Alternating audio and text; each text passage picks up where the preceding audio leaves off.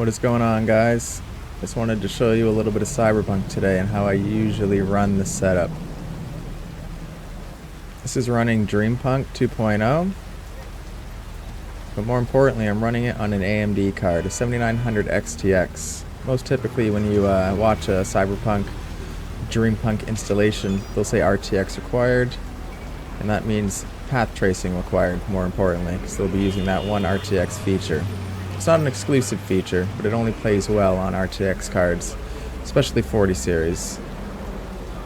So today we're just running Dreampunk on full ray tracing in psycho mode. No path tracing. Still looks pretty good, I'd say. I've had to adjust my depth of field a little bit to get a better autofocus, because right out of the box I find it's not too good. The reflections and everything else, the lighting, looks quite good. This is in combination with a few other mods that help make it look quite this good, help the ground details pop, more specifically Hulk Hogan's ultimate rework. His ultimate rework of Cyberpunk really changes the game. A lot of these ground details would just be 2D clutter. Wouldn't really make any sense. Did not look good for a next generation game. I know when I first pulled out Cyberpunk and I saw a lot of that ground clutter, I was kind of disappointed. So to have this mod by Hulk Hogan rework is just game changer. It really is a next gen update. Other than that, we're running all the Nova City mods. Nova Weather, Nova Traffic, Psycho Crowds, Nova Rain with the particles. And we're getting about 80 FPS as we walk around the city here. It's not too many NPCs. There's quite a few. And we're holding about 80 to 85 FPS.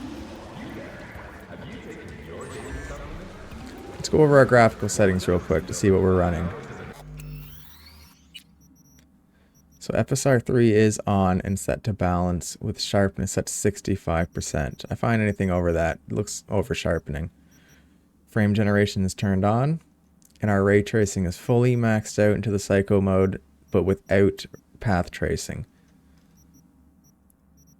Everything else is turned on besides film grain, which is terrible, and depth of field has to be turned off for the Dreampunk mod because it comes with its own integrated depth of field. And if you do not turn that off, you're going to have some unwanted results. Motion blur shouldn't even be in the game. Turned off. Everything else maxed out to its highest setting. And this is on a 7900 XTX with a 7700X CPU. DDR5 RAM. This looks pretty good though. And it runs pretty well. So you don't necessarily need an NVIDIA or an RTX card if you want to run a Dreampunk build on your PC. You just might need AMD's strongest card.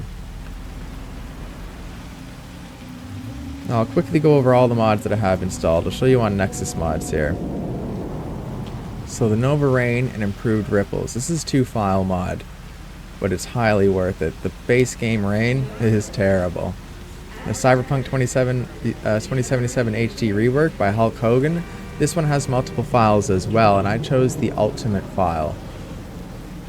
Nova Traffic, Nova City, Psycho Crowds, Game Entity Examiner tool. Now this is a prerequisite for a few other mods. Same with tweakxl, archivexl, cyber engine tweaks, codware, and red 4 extension. Those are all prerequisites to allow other mods to work properly. Right? And then we use dogtown location visuals nulled. And I think that's all we have for this current build. You can see all the other ones I have used in the past, but I'm not using some of these right now. Just these top ones from red 4 extension all the way up to Nova Rain is what I have currently installed. And that helps me achieve 80 FPS on the 7900 XTX. And yeah, I would say that the results are quite nice. They're not quite as nice as some of those They're not quite as nice as some of those videos you would see online, but I think they do a little bit of post-processing after the fact. This is just raw gameplay footage with no post-processing or no editing done after the fact. So aside from YouTube compression, this should be exactly what you see. Alright gang, yeah, I hope you enjoyed this video. Just a little showcase video of what is possible on an AMD 7900 XTX in Cyberpunk. Cheers gang.